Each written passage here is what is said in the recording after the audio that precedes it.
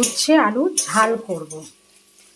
এখানে হচ্ছে কালো জিরে ফোড়ন দিয়ে, রসুন ফোড়ন, পেঁয়াজ আর টমেটো দিয়ে, টমেটো একটু নুন দিয়ে ভালো করে ঘেটে গেছে।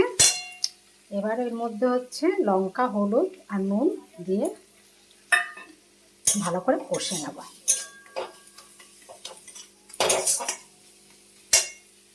মশলাতে তেল ছেড়ে দিয়েছে। এবার হচ্ছে আলু আর উচ্ছে ভেজে রেখেছিলাম, এটা দিয়ে দেবো।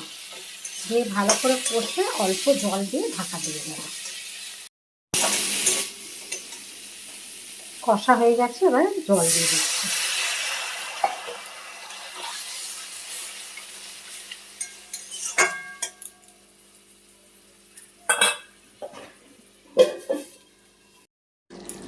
উচ্ছের ঝাল কমপ্লিট। এবার আমি গ্যাসটাকে বন্ধ করে দিচ্ছি।